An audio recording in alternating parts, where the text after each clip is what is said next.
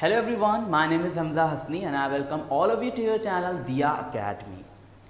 This is the second session that I am coming before you and I am going to tell you something about words, and that is not something, that is actually very important, right? The other day in my first video I told you something about language and I defined language and I defined sentences. And I told you that if you want to learn sentences, you must learn words. मैं हिंदी भी बोलूँगा, ऐसा नहीं है कि मैं English में ही पूरी बात करूँगा, क्योंकि मुझे पता है बहुत सारे स्टूडेंट्स ऐसे हैं जो थ्रू आउट इंग्लिश में नहीं समझ पाएंगे चीज़ें. तो फॉर मी मैं बायलिंगुअल रहूँगा ताकि सभी लोगों को मेरी सारी बात समझ में आए. ठीक है. इससे पहले जो मैंने लेक्चर लिया था उसमें मैंने आप लोगों को लैंग्वेज क्या है ये डिफ़ाइन किया था, सेंटेंसेस क्या है ये डिफ़ाइन किया था, और उसी बीच मैंने बताया था कि सेंटेंस वर्ड से बनते हैं. किससे बनते हैं? वर्ड से. फिर मैंने बताया था वर्ड्स लेटर्स से बनते हैं. लेटर तो मैंने वहाँ पर स्टडी करा दिया था, वर्ड्स की बात सिर्फ बात ही की थी, उसको स्टडी नहीं कराया था. ठीक है. तो आज मैं वर्ड्स की बात करूँगा. ठीक है. जब हम वर्ड्स को स्टडी करते हैं, वर्ड्स को क्लासिफाई करते हैं, उनको अलग अलग क्लास अलग अलग सेक्शन में डिवाइड करते हैं, तो उस स्टडी को क्या कहते हैं? उसको कहते हैं parts of speech. Parts of speech क्यों कहते हैं? क्योंकि स्पीच को ही इंग्लिश में ही सेंटेंस भी कहा जाता है. और अगर सेंटेंस की डेफिनेशन पर ध्यान दीजिए तो सेंटेंस वर्ड से बनता है. इसका मतलब वर्ड्स क्या हुए? सेंटेंस के पार्ट्स हुए.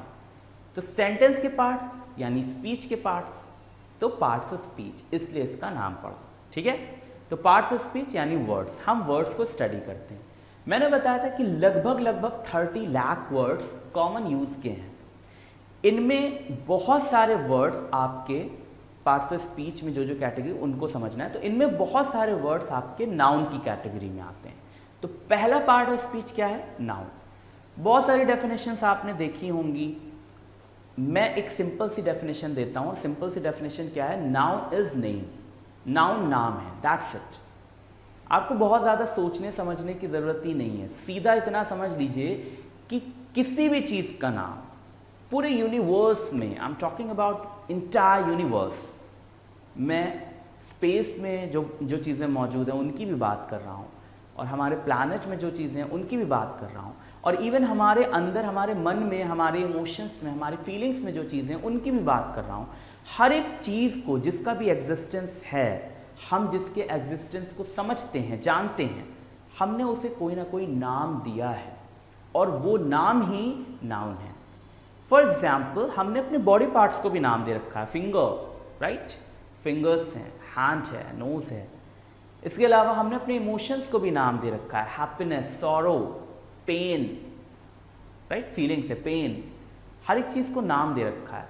जितने ऑब्जेक्ट्स हम जिन्हें जानते हैं उन्हें भी हमने नाम दे रखा है. Camera, AC, fan, right. तो हर एक चीज़ का जो नाम है वो नाम क्या है? नाउन है. एक मज़ेदार क्वेश्चन करता हूँ. इस मज़ेदार क्वेश्चन से आपका ये जो पार्ट है नाउन वाला, ये और क्लियर हो जाएगा. क्वेश्चन ये है, अगर थोड़ी बहुत हिस्ट्री आप लोगों को पता हो तो, या मूवी अगर कोई जानता हो, मुगले आज़म, तो अकबर सलीम के पिता का क्या था? ये क्वेश्चन है. आप इसको आंसर देने की कोशिश करिए, आंसर करने की कोशिश कीजिए, कमेंट में करिए आंसर. अच्छा क्वेश्चन है, पूछिएगा लोगों से, अकबर सलीम के पिता का क्या था? तो इस क्वेश्चन को आप बहुत ज़्यादा सोचेंगे, आप कहेंगे अकबर तो खुद सलीम का पिता था, तो अकबर सलीम के पिता का क्या था? ये क्या सेंस बन रहा है? इट्स अ नॉनसेंसिकल क्वेश्चन, ऐसा लग सकता है, but it has a sense when we talk about grammar, when we talk about language. क्या सेंस है? आंसर समझ लीजिए, सेंस समझ में आ जाएगा. आंसर है अकबर सलीम के पिता का नाम था. क्या था? नाम.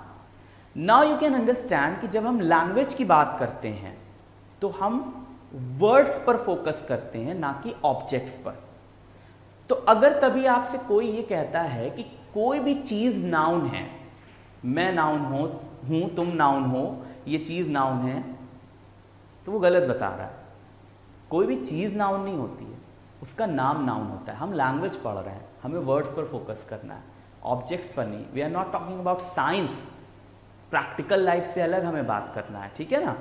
तो लैंग्वेज में सबसे पहली चीज़ माइंड में सेट कर लीजिए कि हम जो बोलते या लिखते हैं उसके अकॉर्डिंग समझना है। रियल लाइफ में कैसे चीज़ें होती हैं उसके अकॉर्डिंग नहीं समझना है, इट्स नॉट साइंस, ठीक है। अब बात करते हैं, तो इससे ये समझ में आया कि किसी भी चीज़ का नाम नाउन है। फिर एक और मैं आपको सूत्र देता हूँ, सूत्र ये है कि अगर कभी किसी वर्ड को लेकर कन्फ्यूजन हो कि वो नाउन है या नहीं है, तो आप सिंपली उसको माई, हिज, हर, योर इनके साथ रखकर देख लीजिए। To check a noun use it before my, his, her, your etcetera.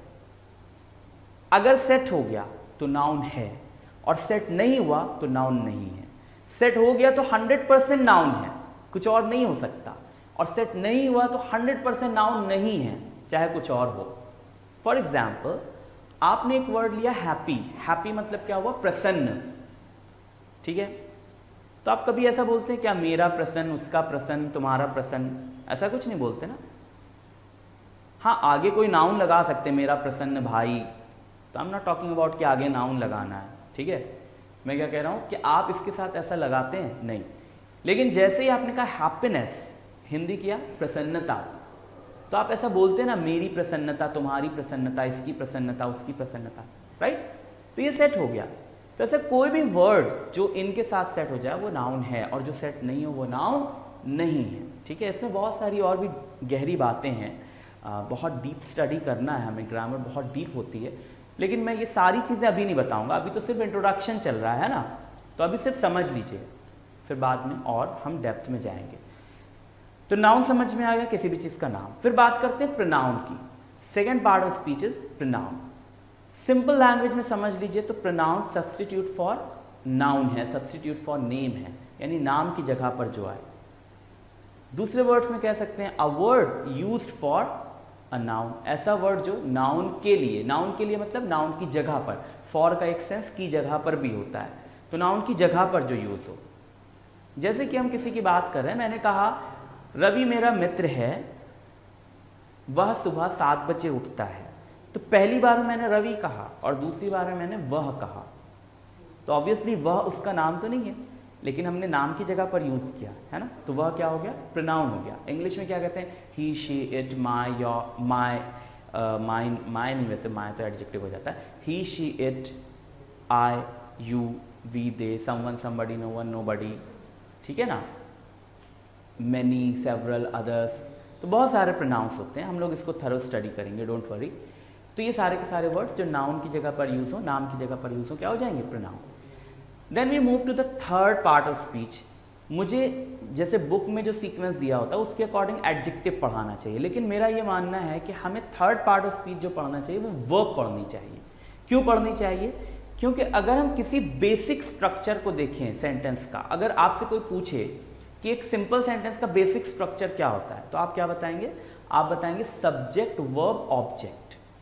Basic structure क्या है? सब्जेक्ट, वर्ब, ऑब्जेक्ट, ठीक है ना। तो सेंटेंस जब एकदम सिंपल से बनाना तो आप कुछ इस तरह से बनाते हैं ना कि आई लव माई मॉम, ठीक है।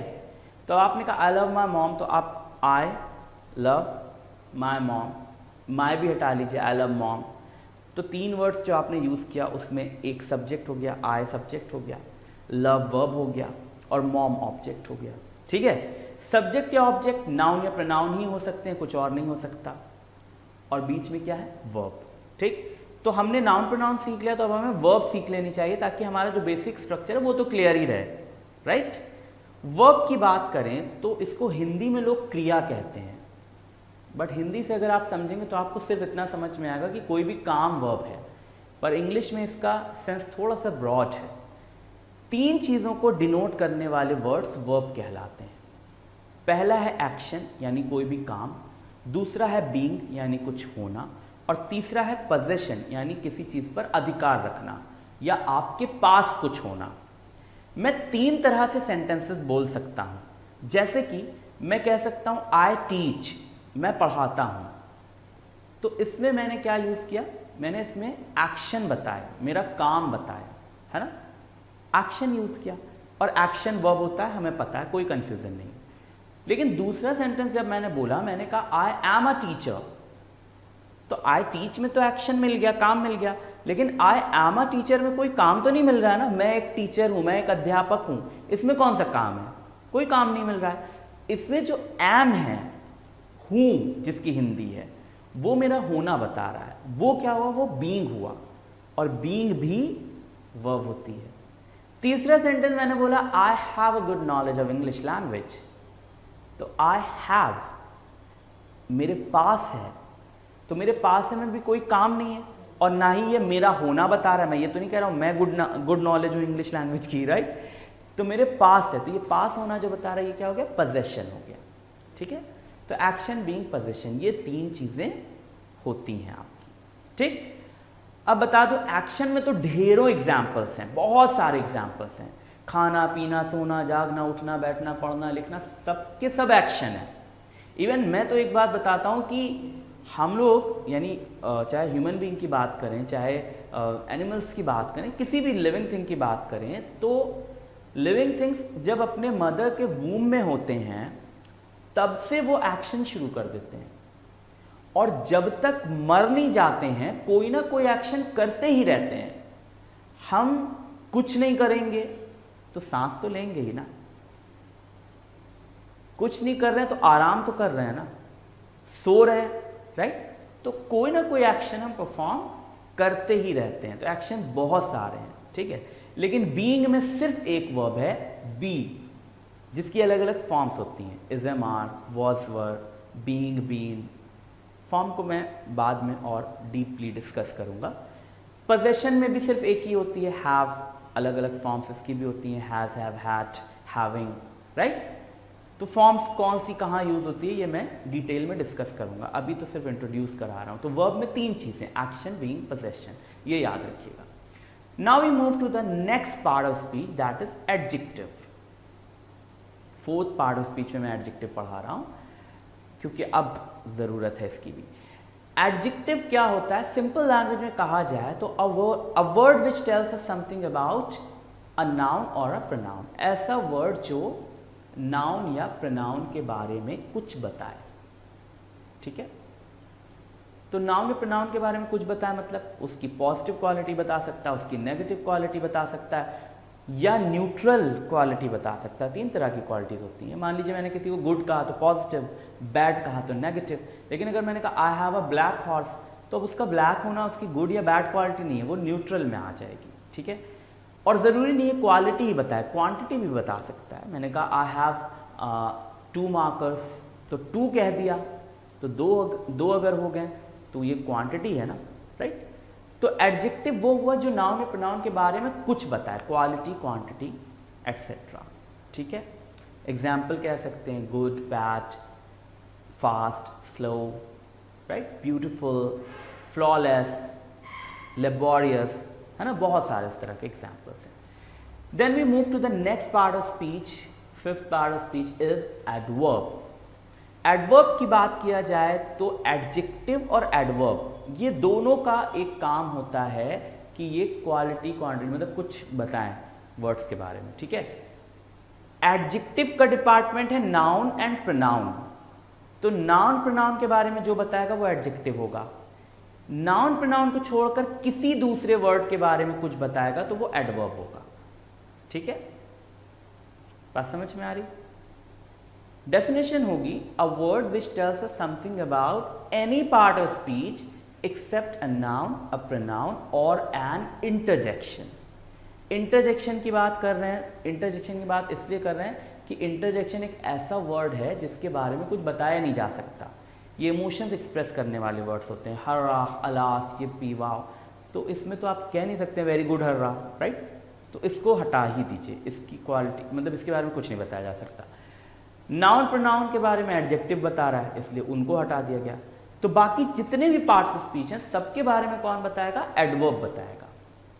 फॉर एग्जाम्पल मैंने कहा ही इज फास्ट, तो इस सेंटेंस में जब मैंने लिखा ही इज फास्ट तो क्या कहा गया? वह तेज है। फास्ट किसके लिए आया? ही के लिए आया, उसको तेज कहा जा रहा है। तो फास्ट क्या हुआ? एडजेक्टिव हुआ। प्रोनाउन के बारे में बता रहा है ना, तो एडजेक्टिव हुआ। लेकिन अगर मैंने सेंटेंस लिखा ही रन्स फास्ट, वह दौड़ता तेज है, हो सकता है दूसरे काम धीमे करता हो, सिर्फ दौड़ता तेज है, उसको तेज नहीं कहा गया, उसके दौड़ने को तेज बताया गया, तो ऐसे में फास्ट क्या हो गया, एडवर्ब हो गया। ठीक है, तो एक ही वर्ड एडजेक्टिव भी हो रहा है, एडवर्ब भी हो रहा है। तो आपको बता दूं कि प्लेन एडजेक्टिव्स जो होते हैं, प्लेन मतलब जिसके लास्ट में ly ना लगा हो, बहुत सारे ऐसे प्लेन एडजेक्टिव्स हैं, या जिसके लास्ट में OUS ना लगा हो, या जिसमें फुल ना जोड़ा गया हो, या लेस ना जोड़ा गया हो, ठीक है, कुछ जोड़ घटा के नहीं बनाया गया हो, प्लेन एडजेक्टिव्स। तो प्लेन एडजेक्टिव ज़्यादातर एडवर्ब भी होते हैं, उनके यूजेस पर डिपेंड करता है। ठीक है, तो वर्ब के बारे में बताया, तो देखिए एडवर्ब हो गया। फिर मैंने इसी में कह दिया ही इज़ वेरी फास्ट, तो वेरी किसके लिए आ रहा है, फास्ट के लिए आ रहा है, एडजेक्टिव के लिए आ रहा है, तो वेरी भी क्या हुआ, एडवर्ब हो गया। या ही रन्स वेरी फास्ट में भी अगर वेरी लगा दिया जाएगा तो एडवर्ब हो जाएगा, राइट। तो किसी भी दूसरे वर्ड के बारे में बताएगा तो एडवर्ब होगा, और डिटेल में हम पढ़ेंगे। ठीक है, आगे बढ़ते हैं, नेक्स्ट पार्ट ऑफ स्पीच की बात करते हैं। तो हमारा नेक्स्ट पार्ट ऑफ स्पीच है कंजंक्शन। कंजंक्शन को आप ऐसे समझ लीजिए कि ये जॉइनर होता है, जोड़ने का काम करता है। सिंपल सी डेफिनेशन होगी, a word which joins two और more different words, phrases and clauses. कई बार दो से ज़्यादा, क्योंकि कॉमा लगाकर फिर एंड लगाकर जोड़ देते हैं ना, तो फिर वहाँ एंड को ही मेन माना जाता है। तो कंजंक्शन ऐसे वर्ड्स होते हैं जो दो या दो से ज़्यादा डिफरेंट वर्ड्स को, फ्रेजेस को या क्लॉजेस को जोड़ने का काम करें। ऐसे बहुत सारे वर्ड्स हम जानते हैं, जैसे एंड है, बिकॉज है, ठीक है, बट है, येट है, स्टिल है। तो ये सारे वर्ड्स क्या हो जाएंगे, कंजंक्शन हो जाएंगे। ज़्यादा वर्ड्स के होंगे तो कंजंक्शनल फ्रेज होगा, जैसे not only but also, as well as, तो कंजंक्शनल फ्रेज हो जाएगा, राइट। तो सिर्फ अभी इनको समझते चलिए क्या चीज़ क्या होती है, और ये नाम आपको अपने माइंड में सेट कर लेना है, ठीक है ना। नेक्स्ट पार्ट ऑफ स्पीच है हमारा इंटरजेक्शन। इंटरजेक्शन जो अंदर के इमोशन को बाहर एक्सप्रेस कर दे, ठीक है। तो सिंपल लैंग्वेज में कह सकते हैं अ word which expresses an emotion, ऐसा वर्ड जो इमोशन एक्सप्रेस करे, इमोशन एक्सप्रेस करे, जैसे हर्रा, अलास, yippee, वाव, शुगर।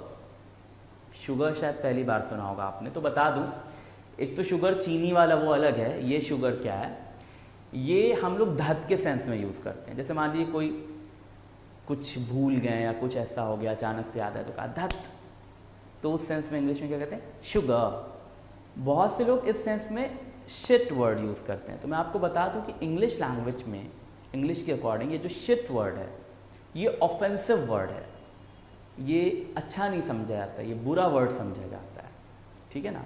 तो आपको अगर धत के लिए यूज़ करना है तो आप ऐसे किसी का भी सुन के ऐसे शिट वर्ड नहीं यूज़ करिए, आप उसके लिए क्या कहेंगे, शुगर, राइट। तो ये आपका ऑफेंसिव नहीं है, राइट। ओके, तो ये इंटरजेक्शन की बात हो गई। आगे बढ़ते हैं, next part of speech, preposition. Preposition की बात करें तो प्रेपोजिशन की तमाम डेफिनेशंस, डिफरेंट डेफिनेशंस आपको बुक में मिलेगी। मैं एक आसान सी डेफिनेशन देता हूँ। मैं कहता हूँ कि अ word which tells us the exact position of something और समबडी इज अ प्रेपोजिशन। यानी किसी चीज़ की या किसी पर्सन की सही स्थिति, जगह बताने वाला वर्ड प्रेपोजिशन है। फॉर एग्जाम्पल, एक टेबल है और एक कैट है। अगर मैं सेंटेंस में कहता हूं the cat is dash the table, तो क्या आप एग्जैक्ट पोजीशन बता पाएंगे कि कैट की एग्जैक्ट पोजीशन क्या है? नहीं बता पाएंगे, मुझे प्रेपोजिशन बोलना पड़ेगा ना, क्योंकि अगर वो ऊपर हुई तो मैं कहूँगा the cat is on the table, लेकिन अगर वो टेबल के नीचे हुई तो मैं कहूँगा the cat is under the table. अगर वो टेबल के पीछे हुई तो मैं कहूँगा बिहाइंड द टेबल। अगर वो टेबल के बगल में हुई तो मैं कहूँगा बिसाइड द टेबल। और अगर वो टेबल के पास ही में हुई तो मैं कहूँगा नियर द टेबल। तो we have different prepositions for different positions. तो एग्जैक्ट पोजिशन बताने वाला वर्ड क्या होगा? Preposition, right? तो इस तरह से याद रखना है। Then last but not the least, article. Article की वैसे तो कोई डेफिनेशन नहीं होती है, पर मैं बता दूं आपको कि आर्टिकल्स आर डिटर्मिनर्स। सबसे पहले समझना होगा डिटर्मिनर्स क्या होते हैं, तभी समझ पाएंगे। Determiners are the words which tells something about noun और विच डिटरमाइन अ नाउन। यही सेम डेफिनेशन हमने एडजेक्टिव में भी पढ़ी है ना। तो मैं आपको बता दूं कि डिटर्मिनर्स ऐसे वर्ड्स होते हैं जो नाउन को डिटरमाइन करते हैं, उसका नंबर, उसकी डेफिनेटनेस, उसका जेंडर या कुछ ऐसा डिसाइड जो डिटरमाइन करते हैं, ऐसे वर्ड्स जो नाउन में अलग से जोड़ते हैं तो डिटरमाइन करते हैं, वो डिटर्मिनर्स कहलाते हैं। और डिटर्मिनर्स के अंदर आपके एडजेक्टिव्स भी आते हैं, आपके आर्टिकल्स भी आते हैं और कुछ प्रोनाउंस आते हैं। ठीक है, तो आर्टिकल क्या है, डिटर्मिनर्स का ही एक पार्ट है। ठीक, क्योंकि नाउन के लिए ही आता है, नाउन की डेफिनेटनेस, उसकी क्वांटिटी बताने के लिए, है ना। तो ये हो गया आर्टिकल। 3 वर्ड्स हैं आर्टिकल में, आ एंड द। पहला वर्ड सिर्फ एक लेटर का है, आ। याद रखिए, अगर आप इसे ए पढ़ेंगे तो ये लेटर होगा, अगर आप इसे आ पढ़ेंगे तो ये एक वर्ड होगा। ठीक है, आ एन को हम कहते हैं इनडेफिनिट आर्टिकल और दा को कहते हैं डेफिनिट आर्टिकल। क्यों? इनडेफिनिट आर्टिकल मतलब अनिश्चित। तो जब भी हमें अपने सेंटेंस में किसी ऐसे नाउन को इंट्रोड्यूस कराना होगा जिसके बारे में पता ना हो कि कौन से वाले की बात हो रही है, कौन से खास विशेष की बात हो रही है, ऐसा पता ना हो, तो हम आ या एन का यूज करेंगे। जैसे मैंने कहा कि आई सॉ अ कैट, मैंने एक बिल्ली देखी। कौन सी बिल्ली देखी? कोई क्लियर नहीं है, यहाँ पर प्रॉपर नहीं बताया जा रहा कौन सी वाली, है ना।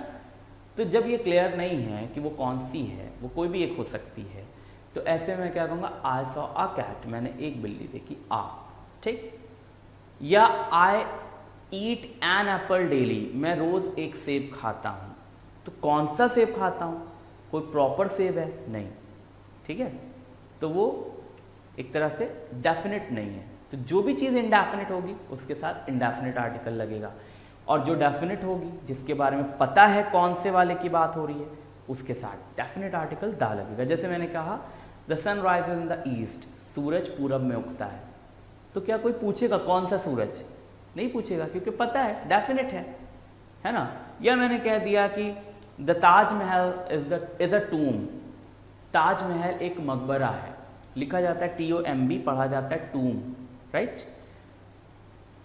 तो कोई पूछेगा क्या कौन सा ताजमहल? नहीं, क्योंकि पता है, राइट। तो डेफिनेट है तो दा। इनको डिटेल में पढ़ेंगे ऑब्वियसली, और अगर ये वीडियो अच्छा लगा हो तो लाइक ज़रूर कर लीजिए, शेयर कर दीजिए, ज़्यादा से ज़्यादा लोगों तक पहुंचाइए ताकि और भी लोग बेनिफिट उठा सकें। ग्रामर बहुत इंपॉर्टेंट है।